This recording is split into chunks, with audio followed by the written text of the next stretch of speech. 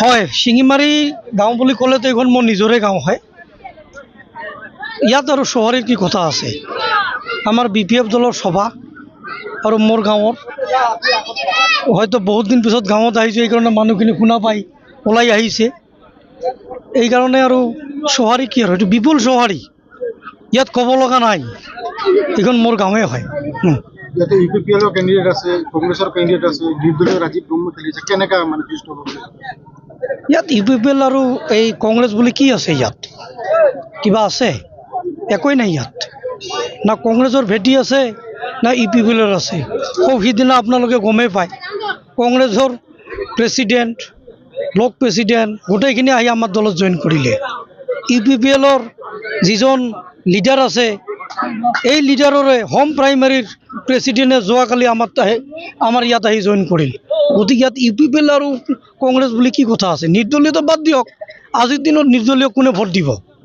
তেনেকুৱা দিন নাই। আজিৰ দিনত ৰাইজে সজাগ হৈছে, যুৱ প্ৰজন্মই বুজি পায়, ৰাজনীতিকটো আজিকালি গাঁৱে ভূঞে ভালকৈ বুজি পোৱা হৈছে।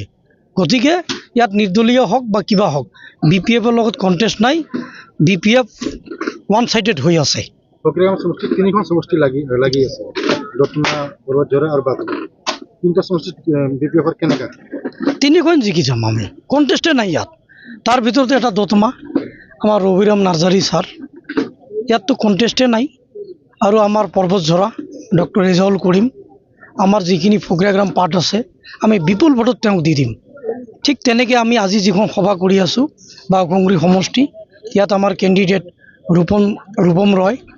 গতিকে এই একেটা লাইনতো ইয়াতো আমাৰ যি ফকীৰাগাঁও সমষ্টি হিচাপত আমাৰ যিখিনি ভোট বিগত ভোটতকৈ বহুতখিনি ইনক্ৰিজ হৈছে, আৰু আমাৰ ৰাইজৰ যি সহযোগিতা, এই সহযোগিতাৰ ফালৰ পৰা আমি বুজা পাইছোঁ, বা যিখিনি আমি মত বিনিময় বা তেওঁলোকৰ পৰা এটা আমালৈ খবৰ আহি আছে, আমাৰ ইয়াত আৰু কণ্টেষ্টেই নাই, ইয়াত আমি ওৱান ছাইডেড হৈ আছোঁ।